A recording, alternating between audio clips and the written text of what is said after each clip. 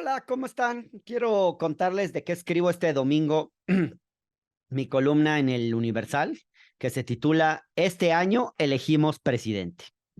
Bueno, pues comienzo diciendo que sí, pues efectivamente, este año elegimos presidente, porque hacia mediados de junio aparecerá la convocatoria para el proceso del que resultará el nombre de quien habrá de coordinar los comités de defensa del voto de Morena, que es la denominación que dentro del partido se le ha dado al precandidato a la presidencia de la República, para usar, digamos, un eufemismo, porque no se puede llamarle todavía candidato, ni precandidato, ni nada de eso, porque pues se estaría uno anticipando a los tiempos electorales y sería acreedor a una sanción. Bueno, de hecho, es lo que está ocurriendo, se están anticipando a los tiempos electorales. La encuesta, que estaba pensada para finales de año y el presidente decidió adelantar, será tan importante como una elección primaria. Por eso probablemente el presidente decidió adelantarla para posicionar mejor a los candidatos al candidato de Morena frente a la oposición y ganarle ventaja. Va a tener mucho tiempo para haberlo posicionado antes, por lo menos 7 meses antes. Pero aún así llama la atención, digamos, que si uno se fija, nada de lo que va a ocurrir con relación a este proceso interno, a esta encuesta, está contemplado en la ley. O sea, no está en la Constitución, no está en la LEGIPE, la Ley General de Instituciones y Procedimientos Electorales, y no está realmente tampoco en los estatutos de Morena. O sea, ahí se habla de las encuestas y todo, pero no está bien regulado el tema, digamos.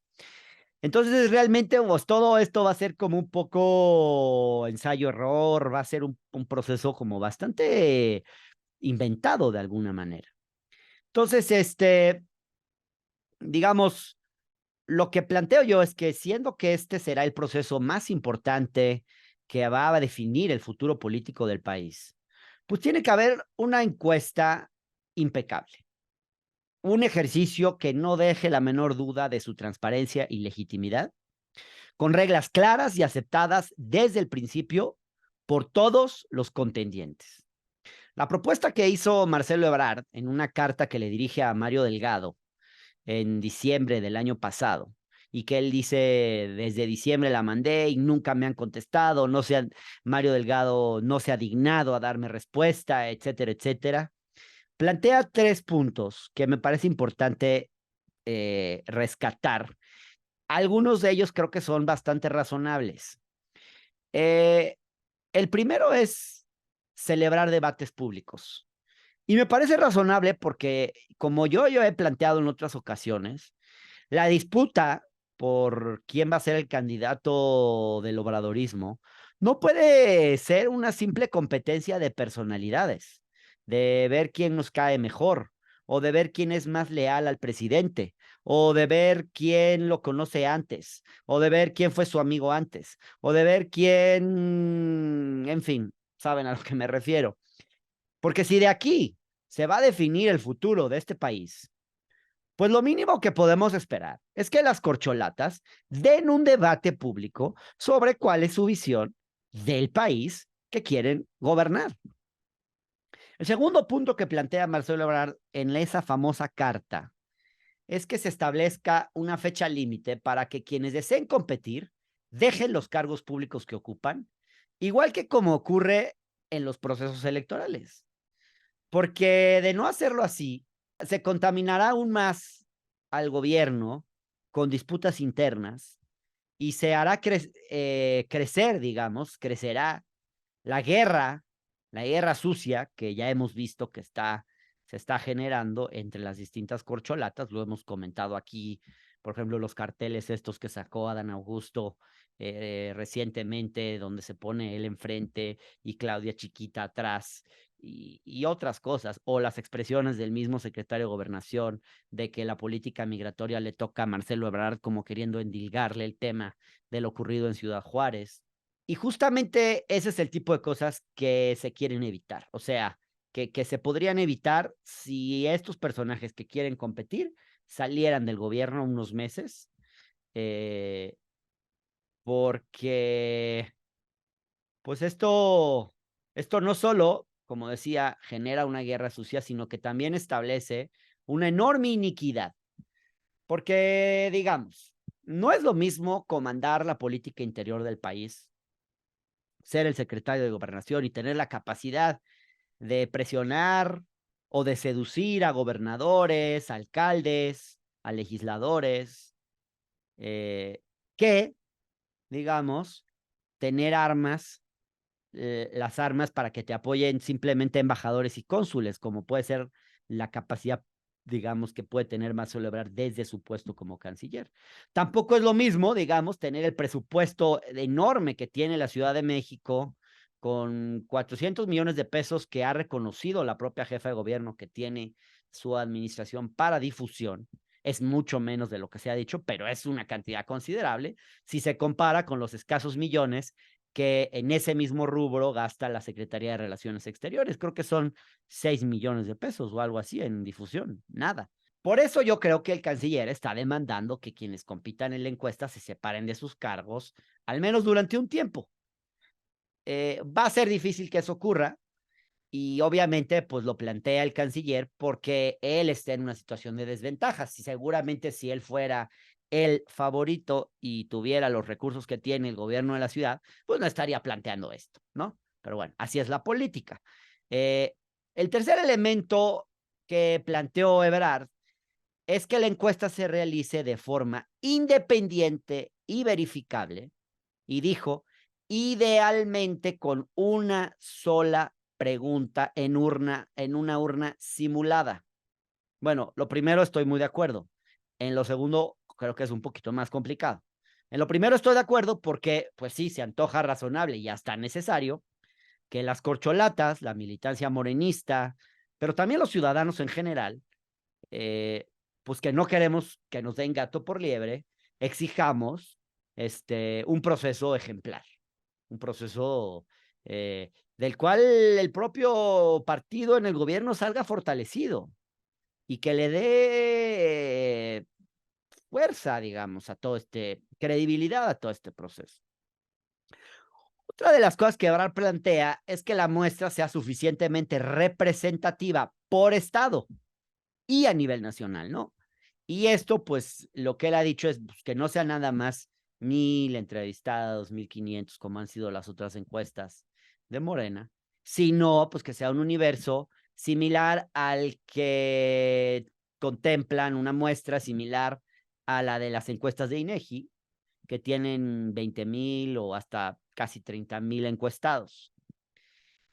Pues pues sí, ¿no? Yo creo que es difícil, es un esfuerzo grande, pero si Morena ha hecho consultas en las que han participado muchísimas más personas, pues ¿por qué no esta encuesta podría ser igual? ¿Y por qué no puede ser en urnas? En vez de que sea llamándole por teléfono a la gente, que quién sabe quién le llamó a quién, cuándo y a qué horas, ¿no? ¿Por qué no podría ser en una urna simulada? ¿Por qué no? Este, Menos viable se antoja, ahí sí creo, la parte donde él dice que se formule una sola pregunta. Porque ¿en qué está pensando Marcelo? Pues que la pregunta sea, ¿quién cree usted que debiera ser el candidato? Y el problema es que las encuestas de Morena generalmente son hasta 5 preguntas y luego se ponderan, se hace un promedio de las distintas respuestas y ya, y se llega a un resultado. Aquí, pues él lo que está planteando es que sea una sola pregunta. Yo creo que eso es problemático, porque entonces si solo es una sola pregunta y la pregunta es ¿quién cree usted que debe ser el candidato? Y esa pregunta se hace de forma abierta a toda la ciudadanía, porque entiendo que no solo se va a cuestionar a los militantes de Morena, la encuesta es para todos, pues entonces estaría el PRIAN y sus votantes influyendo fuertemente en la decisión de quién va a ser el candidato de Morena, cuando es gente que no va a votar de todas maneras por el candidato de Morena. Entonces, bueno, ahí creo que hay un tema que hay que discutir. Pero bueno, en cualquier caso, si van a hacer más de una pregunta, pues es muy importante ver cómo se va a valorar, qué valor se le va a asignar a cada pregunta y que no se busque beneficiar a uno o a otro a expensas de, perdón, a uno a expensas de otro, a partir de el valor o de la forma en que se quiera ponderar cada respuesta, ¿no? Porque ahí pues se pueden dirigir las cosas a favor de uno u otro. Entonces, bueno, yo ya llevo 2 artículos en los que rescato cosas de Ebrard. Hablé de su libro, le dediqué un programa entero como de 1 hora a resumirles el libro. Luego dije que me parecía que Ebrard era un buen competidor. Les dije también que era un buen plan B después de Claudia. En fin, que incluso me parecía un gran secretario de gobernación, que me parecía que es alguien que Claudia va a necesitar, que por eso no debería romper puentes con él. Entonces, pues bueno, algunos pensarán que yo ya estoy simpatizando con Ebrard y no con Claudia. La verdad es que siempre he preferido a Claudia, es mi plan A. Yo quisiera que Claudia Sheinbaum fuera presidenta. Pero bueno, rescato estas cosas que dice Marcelo Ebrard porque yo creo que hay cosas en las que tiene razón. O sea, plantear condiciones para una competencia equitativa y justa como ha hecho el canciller, y pues yo con este artículo que escribo estoy eh, apoyando esos planteamientos. Creo que no debe verse como una postura a favor o en contra de un candidato, o sea, que me digan, ah, ya estás haciéndole el favor a Ebrard, ya estás haciéndole el caldo gordo, en realidad quieres Ebrard. No, o sea, yo más bien creo que, o sea, yo sostengo, mi postura es que Claudia debe ser la presidenta, que Claudia debe ser la candidata y luego la presidenta, pero también me gustaría mucho que eso ocurra después de una competencia verdadera, una competencia creíble, verdadera y justa, porque creo que eso es lo mínimo que nuestra democracia se merece. No llegamos hasta aquí. Es muy importante este proceso y yo creo que debemos tomarlo con toda la seriedad y tiene que ser un proceso creíble y serio, porque si no, pues quien sea presidente, pues al final va a tener una suerte de falta de legitimidad de origen. Siempre se dirá que fue un dedazo, que fue una imposición, etcétera, etcétera. Entonces, claro, va a haber el veredicto de las urnas, pero de todas maneras, me parece importante que la competencia sea real, que sea seria, y yo creo que en ese sentido, pues el canciller está dando una lucha importante. Claro, la está dando pues porque está en una situación de desventaja, porque claramente hay una favorita, porque no tiene los recursos públicos que tienen los otros, como la propia jefa de gobierno o el secretario de gobernación, y por eso está planteando esto, ¿no? Si no fuera así, si a él lo estuvieran favoreciendo y él fuera el elegido, no haría estos planteamientos, ¿no? Pero bueno, aún así tienen valor. Me parece que hay que escuchar estos planteamientos. Yo no sé cómo esté la relación entre Ebrard y el presidente de Morena, Mario Delgado. Entiendo que Mario ya le dijo que se sienten a platicar y no le ha dado audiencia el canciller, o sea, como que hay una rispidez ahí, que creo que en el fondo, pues, le pasa factura de algo que en realidad debería responsabilizar al presidente López Obrador, pero obviamente Ebrard no puede hacer eso. Entonces, claro, pues a Mario Delgado pobre siempre le toca como que pagar con los platos rotos de decisiones que toma el presidente sobre el partido, porque el presidente es el jefe del partido, va a ser el factotum en la sucesión presidencial, y es quien toma las decisiones más importantes y va a tomar de candidaturas en el 2024, etcétera, etcétera, ¿no? Entonces, a Mario Delgado pues le toca instrumentar esas decisiones.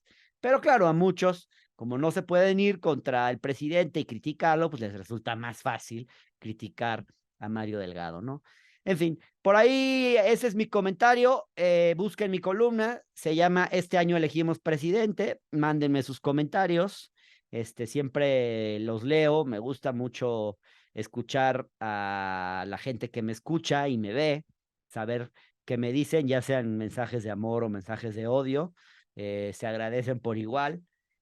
Digo, obvio, si son de amor, mejor, pero pues si son de odio, pues también está bien, porque del amor al odio solo hay un paso. Entonces, si me odian, pues significa que en algún lugar hay una suerte de amor escondido. Bueno, síganme en mis redes, en Twitter, @Hernán Gómez B de bueno.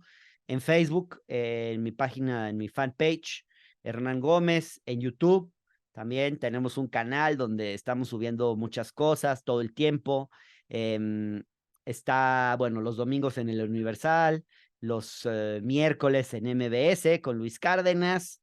Estoy también en los jueves, La Visita Incómoda por el canal del Congreso. Así que bueno, en todos esos espacios y obviamente en La Octava, donde estoy lunes de entre 6 y 7 entra mi comentario editorial en el noticiero de Carlos Castellanos. Martes tengo una charla con Luisa Cantú a mediodía en el noticiero de 2 a 3 de la tarde. Estoy hablando todo esto en Radio Centro, 88.1 de FM o 1101 de AM.